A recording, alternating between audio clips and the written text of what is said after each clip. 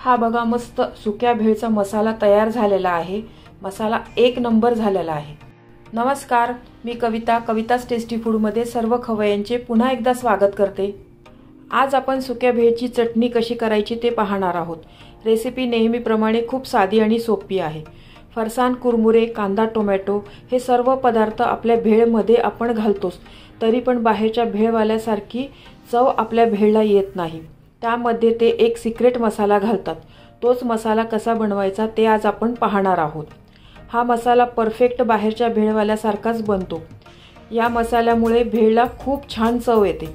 हा मसाला एकदा बनवला तर फ्रीजमध्ये महिनाभर चांगला राहतो, खराब होत नाही।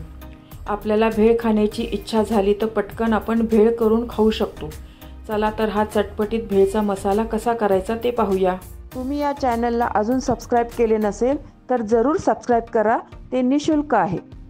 यासाठी लागणारे साहित्य मी ते 1 वाटी फुटाणे घेतलेले आहे, 1 मुठभर कोथिंबीर घेतलेली आहे, 15 ते 20 पुदिन्याची पाने घेतलेली आहे आणि थोडासा कढीपत्ता घेतलेला आहे।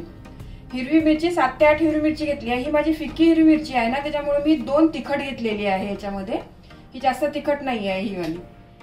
आल्याचे 2 तुकडे घेतलेले आहे, काळं मीठ, भाजलेल्या जिऱ्याची पूड, साधं मीठ, चाट मसाला आणि मिरी पावडर।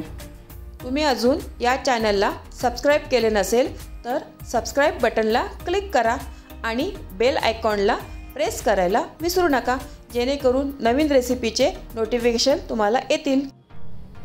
हे तिन्ही पण सर्व साहित्य आहे ना, आपलं कोथिंबीर, पुदिना आणि कढीपत्ता मी स्वच्छ धुवून आणि सुकवून घेतलेला आहे।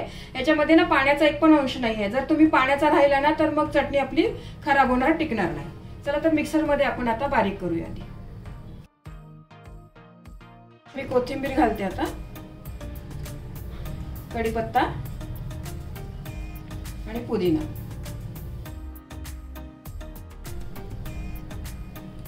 फुटाणे टाकते मी याच्यात। तुमच्याकडे जर फुटाणे नसेल ना तर तुम्ही ते आपण चिवड्यात डाळ्या घालतो ना, त्या डाळ्या घेतल्या तरी चालेल, त्याची पण छान लागते ही चटणी।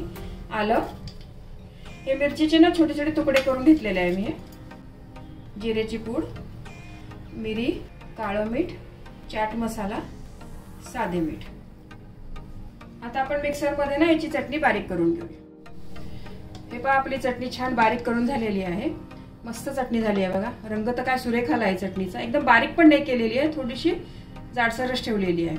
सुक्या भेळमध्ये ना ही चटणी इतकी सुंदर लागते ना, बाहेरचे लोक ही चटणी वापरून करतात भेळ, सुकी भेळ, म्हणून आपल्याला त्यांची बाहेरची भेळ आवडते बघा। आता मी बाउल मध्ये सर्व करते। हा पहा, आपल्या सुक्या भेळचा मसाला तयार झालेला आहे। हा मसाला आपण घरात करून ठेवला तर जेव्हा आपल्याला भेळ खायची असेल तर पटकन आपण भेळ करून खाऊ शकतो। हा मसाला फ्रीजमध्ये महिनाभर आरामशीर टिकतो। या मसाल्यापासून सुकी भेळ कशी करायची याची रेसिपी पण मी नक्की शेअर करेन। तुम्हाला ही रेसिपी आवडली असेल तर व्हिडिओला लाईक करा, कमेंट्स करा। तुमच्या कमेंट्स वाचायला मला फार आवडतात। तुमच्या लाईक आणि कमेंट्समुळे माझा उत्साह वाढतो आणि नवनवीन व्हिडिओ बनवण्यासाठी प्रोत्साहन मिळते।